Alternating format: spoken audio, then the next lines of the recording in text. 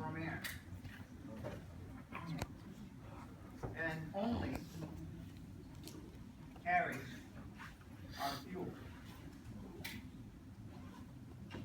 So, and that's the similarities between rocket engines and air-breathing engines, is that they both need oxygen to burn, but for rocket engines, we actually carry the oxygen versus air-breathing engine, we don't carry the air, we would only carry the fuel.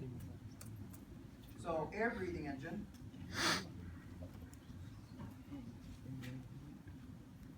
or air breathing is limited to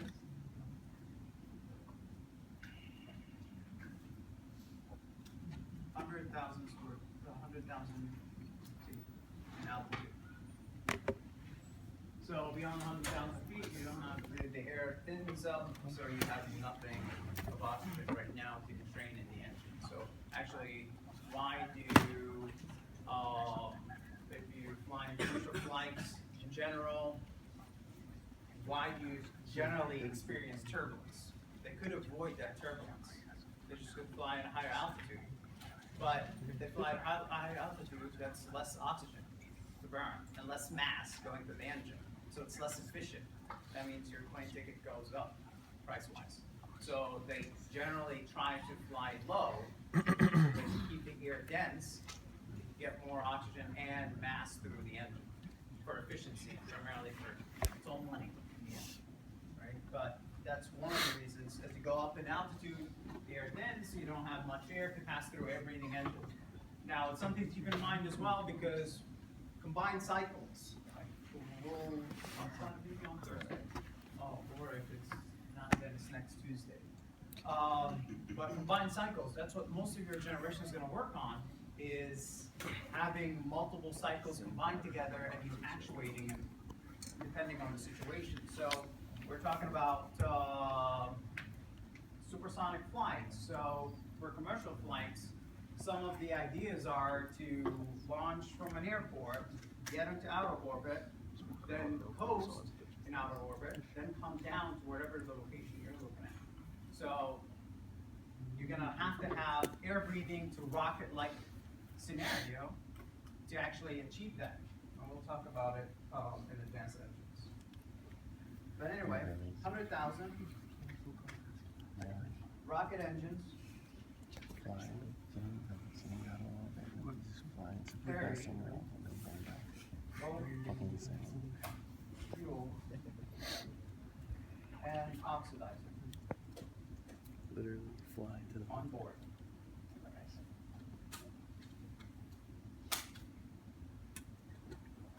Maybe mixed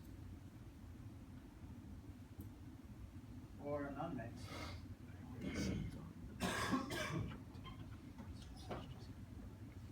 Solid or liquid.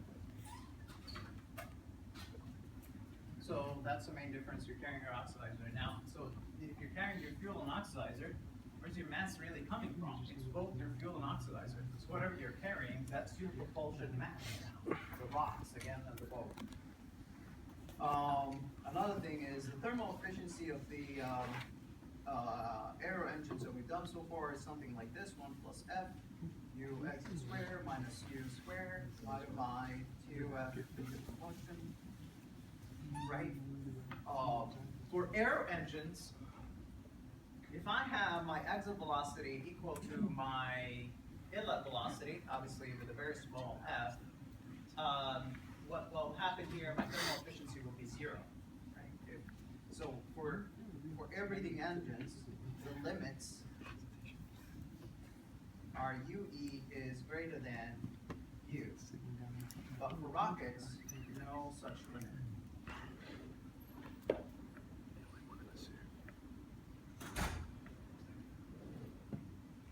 Because I don't have that inlet velocity anymore.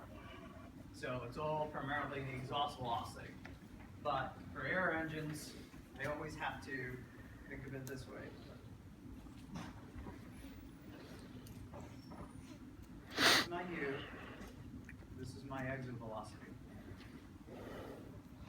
If these two are equal, I'm not going to generate any thrust. So you want to have UE greater than U for air breathing engines. But for rocket engines, this is actually sealed, so you no longer have to worry about this velocity, but you're carrying your fuel with you. So what are the applications for rockets?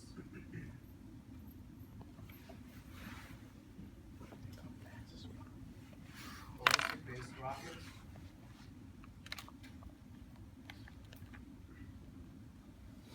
Or guided missiles.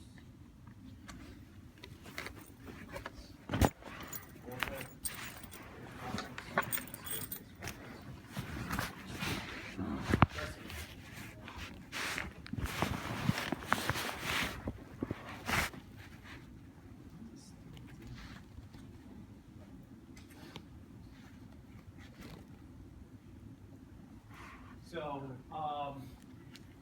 most will find jobs right here, more than here. So, two of my graduate students actually got jobs in ballistic and missile-based jobs, but they're up in Huntsville, Alabama. So that's something to keep in mind. Huntsville, Alabama is a great resource if you're trying to look for this kind of stuff. There's quite a bit of activity. Boeing Missile Systems, one of my grad students is working there. The other one is MISIC, Missiles and Intelligence Space. Blue Origin is moving to the area. We're counting all you folks, air folks, get jobs for Blue Origin. So we're moving their rocket development in Cape Canaveral, so that's something huge. So keep that in mind. Okay. Sneezing, coughing, Types and of shitting. I rockets. can't hear shit. I don't know what he said. So, again, this is when you start to classify propulsion systems, we say, well, it depends on the mission. What am I trying to achieve? And there's chemical-based, there's electrical-based, there's nuclear-based. So depending on the mission and what am I trying to achieve, I have a different type of rocket I have to deal with. So I have chemical rockets, I have combustion-based, just somewhat chemical, high pressure, high temperature.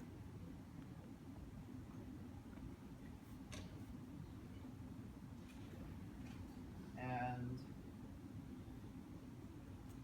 I have exhaust-based,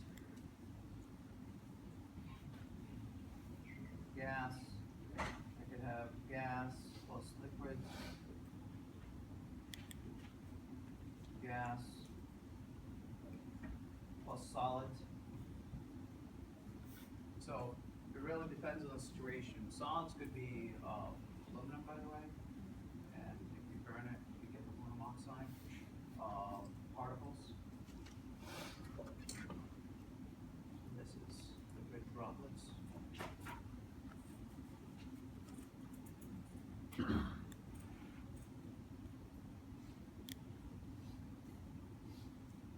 So, chemical, it's combustion-based, could be gaseous phase, meaning if I'm using hydrogen and oxygen, yes, it's cryogenically cooled and it's liquid form, but then when you're actually injecting it into the combustion chamber, it becomes gaseous, right? I could have it gas plus liquid, meaning I'm still using oxygen, but I could use a jet fuel, for example. Air Force uses for their rockets is jet fuel, so you can still use jet fuel for rocket engines. So it's liquid-based, same like air breathing engines. And the third option is to go with solid-based. You can have gas, you still need some kind of air or so, or you can have the oxygen in the fuel itself, the solid fuel itself. But the other option is to use aluminum oxide, or aluminum primarily, and it has a high thermal capacitance that it can maintain that temperature that you're adding, and therefore you can get higher thrust. Again, the idea is we want to heat up the gas so you can get higher mass or velocity downstream. The mass is the same. Right? So these are the options for chemical-based, then nuclear-based.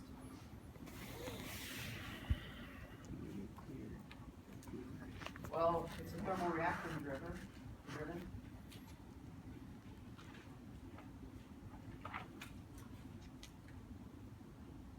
mostly it's hydrogen based. There's electrical.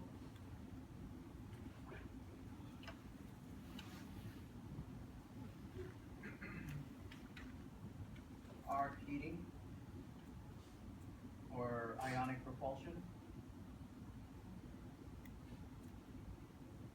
We'll go over those. Magnetoplasma.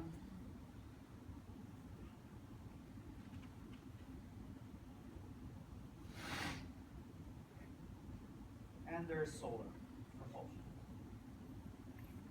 or solar rockets, which is simply heating the gas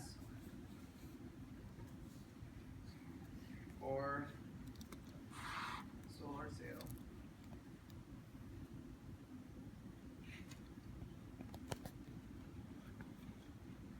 You are familiar with the solar sail? Right, so it's a big, massive mirror, very light enough that you just use the photons that are emitting from the sun to drive the mirror in a specific direction. So it's like a sail in outer orbit. So actually, one of my students was thinking of using this. Just trying to do some theoretical analysis, but we graduated and left. But use solar sail for power generation. So the idea is with a solar sail that it has to be light enough. The photons are generating propulsion or thrust. So think of it as a massive sail, and these photons are emitting from the sun.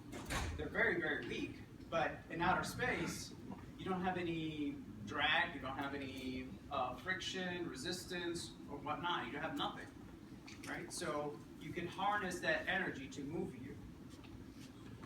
Here, how do you actually leverage that energy to generate some kind of propulsion? So what we were thinking of, he was an exchange student from France, and what we're trying to do is vacuum a chamber and levitate the sail, and then put it out, expose it to the sun, and then it just rotates.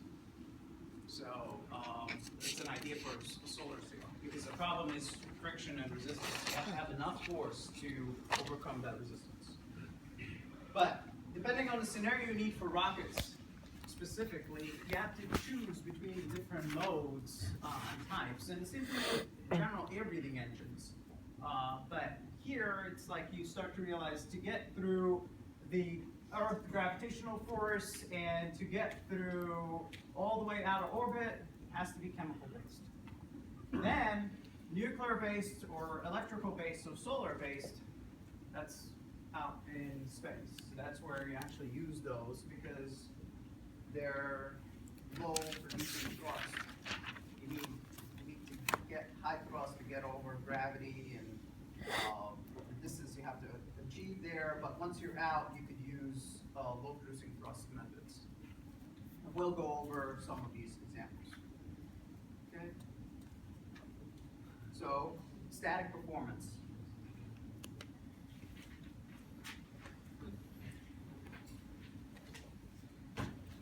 For rocket engines. So if I have a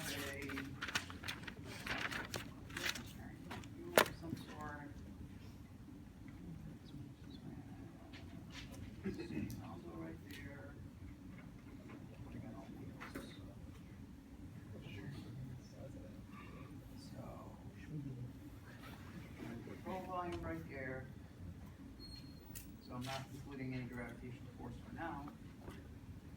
Producing some exit velocity, less than some area, and that produces some thrust. So, let's characterize our propulsion system. If I have, from conservation momentum,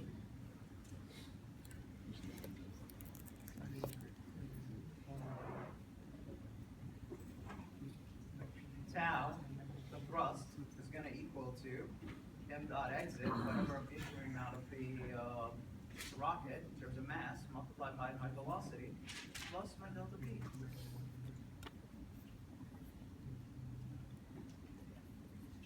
So it's the same principles that we've done with air-breathing engines. The difference is I don't have my inlet velocity to compare it to, I just have an exit velocity. So if I want to figure out this velocity based on chemical-based systems, so I have these different systems that we talked about, how to figure out the chemical-based systems, just heating. Based on heated combustion, amount of fuel air you're putting in, or fuel and oxygen in this case. You already know how to compute it. You can figure out the expansion velocity. And that's this. The other stuff we're going to talk about that is simply just heating. In the end, all we're doing is just heating up the gas to increase the velocity. The mass is what we have, but we want to increase the velocity to increase velocity. Now, delta P, it depends on the CD nozzle, whether it's ideally expanded or it's not ideally expanded. Depends on the situation. You might have that delta P to deal with. So we could lump it in and say, well, tau is equal to m dot E U equivalent. And U equivalent represents what this represents overall. Both the pressure difference as well as the mass times velocity. So we just want to lump it in together because with rocket engines we have to do the delta P quite a bit. Depending on the rocket system that you built, if it's solid state, the pressure varies over time. If it's liquid based, if you're maintaining the flow rates, you might be okay, but we'll talk about those. But in reality, we just want to lump it in into some equivalent velocity that represents both the mass times velocity as well as the pressure difference. So U equivalent is equal to UE plus PE minus PA divided by ME minus A.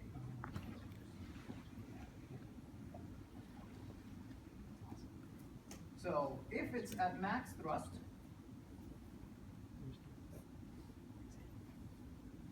PE is going to equal to P ambient, and then this term goes away, and U equivalent is equal to UE. And again, where does this pressure comes away? If I have my rocket engine like this, and my CD nozzle, this, well, it's this pressure relative to the ambient. So PE is function of X relative to ambient. That's my thrust beam. Again, we've done this with CD nozzle. This is not new. Where you get your ideally expanded, under expanded, over expanded. So far, rockets are very, very similar to air breathing engines. There's nothing different other than just the syntax of how you're formulating it. So, over total impulse, which is slightly different than what we've done in air breathing engines, but very similar. So total impulse, because of the rocket, specifically changes in thrust over time, depending on the oxygen or the payload that I have carried through, which is my fuel and air. It's no longer something small that I can ignore, like air breathing engines. So I have to go and say, well, the total impulse is equal to my integral of my thrust over time, how things are changing, or how my thrust is changing over time. Well, if we said, okay, you lumped it in into ME times U equivalent, then we'll say it's equal to the integral of ME multiplied by U equivalent dt. So if UE is constant over time, depending on the rocket system that you have to deal with, is equal to constant over time, then the total impulse is equal to the propellant mass expelled multiplied by UE, which is total propellant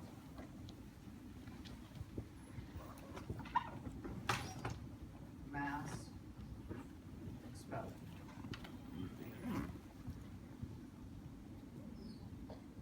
And that's the main difference between, why is this so dim?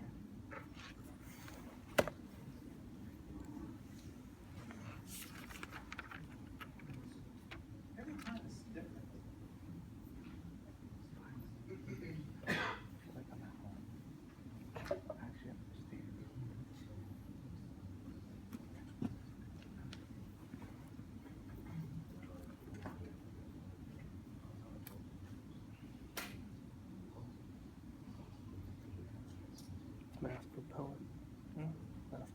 Sometimes you wait. compared to air-breathing engines, right? So generally we have the mass, which goes through the engine itself. That's the air mass that we're slugging through the engine. And that depends on my flight Mach number. In this case, which flight Mach number could be steady at this point that you're computing that condition, but for rocket engines, this mass comes from the fuel and oxidizer you're carrying. And that's the critical point. That's why rockets are expensive, because you're actually carrying both and you're relying on what you carry to throw out. So primarily you're on a boat and you have all your luggage on the boat and you need to get to shore and you need to throw away your luggage. That's the way you think about it. So when you throw away your luggage, well, that's very expensive. You might have laptops, valuables in there, you don't want to throw it away. But it's the same thing like money. Throwing away money. So that's the same principle. Air is free in a sense, to a certain extent. So you don't have to deal with that mass. But here, this mass is your propellant mass. So it is exhausting out of the engine, and it's exhausting over time.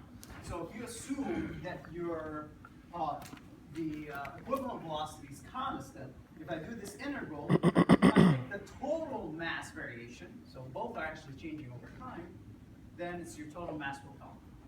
Okay? We're going to be doing examples on this, and we're going to use the total propellant pair. Okay, so that's the total impulse. Let's do specific impulse, which is like we've done with air-breathing engine. We found thrust and we found specific thrust. So here we want to find specific impulse. So specific. And some of you have seen this before, right? This is not the first time you've seen it in orbital space systems. This is not the first time. Hopefully this is a review. I think last year most of them knew all this information. That's why maybe taking the final is a good thing, because you already know this stuff. Even the examples I'm going to be doing, you're going to be actually more proficient. But specific impulse, ISP is equal to tau over the amount of mass exhausting times the gravitational force. Yeah, me too. So if I expand tau, well, it's U equivalent over my gravitational force. And if you do your units, you're going to find this is mass over second, this is mass per second, and what you're going to find is this is equivalent of time, seconds. So it's different that we've done with specific thrust, but this is just representing my time. So if I have my U equivalent is equal to the specific impulse multiplied by the gravitational force, then I can say my terminal velocity for my space system or vehicle is equal to my acceleration multiplied by time, delta t. So ISP